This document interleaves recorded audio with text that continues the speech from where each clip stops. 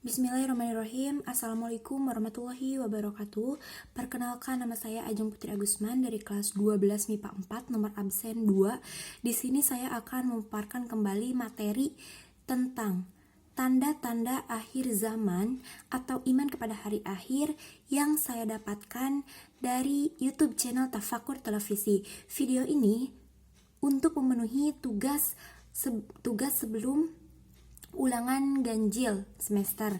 Nah, sebelum pemaparan materi dimulai, izinkan saya untuk berdoa terlebih dahulu. Bismillahirrahmanirrahim. Rabbi zidni ilma warzuqni fahma, raditu billahi rabba wa bil islami dina wa bi muhammadin nabiyyan wa rasula. Subhana rabbika rabbil izzati amma yasifun wa salamun alal mursalin walhamdulillahi rabbil alamin. Shadaqallahul adzim. Langsung saja kita ke pembahasan pertama, yaitu iman kepada hari akhir. Pengertian iman kepada hari akhir yaitu meyakini dengan sepenuh hati bahwa akan terjadi suatu hari di mana hancurnya alam semesta ini beserta isi-isinya dan semua makhluk yang ada di muka bumi atau di alam semesta ini akan hancur pada hari tertentu setelah ditiupnya sangkakala oleh malaikat Israfil kedua. Nah, kiamat pasti akan terjadi sebagaimana firman Allah dalam Quran surah Toha ayat 15. A'udzu billahi minasyaitonir rajim. Bismillahirrahmanirrahim. Inna sa'ata atiyatun akadu ukhfiha litujza kullu nafsim bima tas'a. Artinya yaitu sungguh hari kiamat itu akan terjadi. Aku merahasiakan waktunya agar setiap orang dibalas sesuai dengan apa yang telah mereka usahakan. Kiamat pasti akan terjadi sebagaimana kita mempercayainya dalam rukun iman yang kelima, yaitu iman kepada hari akhir atau hari kiamat. Kiamat terbagi menjadi dua. Ada kiamat sugro atau kecil dan kiamat kubro atau besar. Ciri-ciri kiamat sugro yaitu 1. Wafatnya para ahli ilmu atau orang-orang saleh. Kemudian terjadi bencana di mana-mana. Kemudian adanya dan atau banyaknya terjadi kebakaran di suatu tempat atau di suatu hutan, dan hilangnya rasa malu pada wanita, kemudian perzinahan dan banyaknya orang yang meminum minuman keras dianggap legal di suatu tempat. Kemudian tanda-tanda kiamat kubro atau kiamat besar. Yang pertama, munculnya asap dukhon atau asap tebal yang menyelimuti alam semesta ini. Dalam suatu riwayat ada yang menyebutkan asap dukhon itu ada yang 40 hari 40 malam, dan wallahu alam itu sebagian berpendapat. Kemudian turunnya Dajjal, yaitu Dajjal adalah makhluk Allah yang diberi kepercayaan oleh Allah Subhanahu wa taala atau diberi kekuatan untuk memberi fitnah kepada umat Nabi Muhammad untuk supaya menjadi pengikut Dajjal. Nauzubillah min dzalik. Semoga kita dijauhkan dari fitnah Dajjal dunia dan akhirat. Amin ya Allah. Kemudian munculnya Ya'juj dan Ma'juj atau hewan-hewan kecil yang merusak alam semesta. Kemudian adanya hewan melata yang disebut dengan dabbah, dan adanya Nabi Isa, turunnya Nabi Isa ke bumi untuk melawan Dajjal, dan adanya api dari Yaman.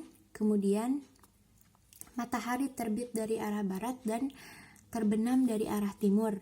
Nah, terus yang terakhir hancurnya alam semesta. Maka dari itu kita harus mempersiapkan amal dan kebaikan kita di dunia dengan menghindari kemaksiatan dan menjauhkan diri kita dari lingkungan yang kurang baik atau yang kontra terhadap ajaran agama kita. Nah, kemudian ada juga dalil Allah Subhanahu wa taala yang menceritakan tentang hari kiamat, yaitu terdapat pada Quran surah Al-Waqiah.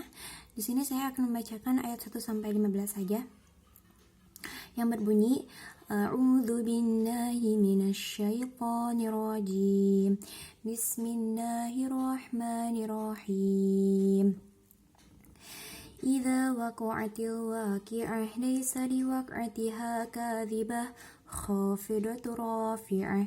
Idza rujjatil ardu rajja wa bussatil jibalu bassa fakanat haba'an mumbatha wa kuntum azwajan thalatha fa ashabul maimanati ma ashabul maimanah wa ashabul masy'amati ma ashabul masy'amah was-sabiquna as-sabiqun ulaikal muqarrabun fi jannatin na'im thullatun minal awwalina wa qalilun minal akhirin ala sururin mawdhunah.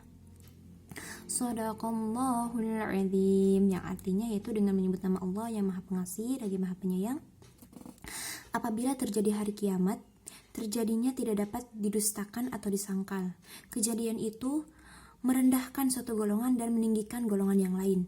Kemudian, apabila bumi diguncangkan sedahsyat-dahsyatnya, maka jadilah ia debu yang bertebangan, dan kamu menjadi 3 golongan, yaitu golongan kanan, alangkah mulianya golongan kanan itu, dan golongan kiri, alangkah sengsaranya golongan kiri itu. Dan orang-orang yang paling dahulu beriman, mereka yang paling dahulu masuk surga. Mereka itulah orang yang dekat dengan Allah Subhanahu wa Ta'ala, berada dalam surga kenikmatan, segolongan besar dari orang-orang yang terdahulu dan segolongan kecil dari orang-orang yang kemudian. Mereka berada di atas dipan-dipan yang bertatahkan emas dan permata. Dan untuk pembahasan yang terakhir, yaitu fungsi dari beriman kepada hari akhir atau hari kiamat, yaitu untuk meningkatkan ibadah kita di dunia dan mempersiapkan bekal kita untuk di kemudian hari. Kemudian kita lebih tahu dan lebih mendalami apa sih yang dimaksud dengan hari akhir, kemudian dalil akli dan naklinya, dan kemudian kita bisa lebih mempersiapkan diri dan lebih akan takut kepada Allah Subhanahu wa Ta'ala atas siksaannya. Dan kita juga senantiasa akan lebih mengetahui balasan yang akan diberikan Allah Subhanahu wa Ta'ala terhadap hambanya yang berbuat di dunia dan akan dibalas di akhirat nanti. Mungkin sekian dari saya, dicukupkan sekian. Terima kasih atas perhatiannya. Wabillahi taufiq wal hidayah. Wassalamualaikum warahmatullahi wabarakatuh.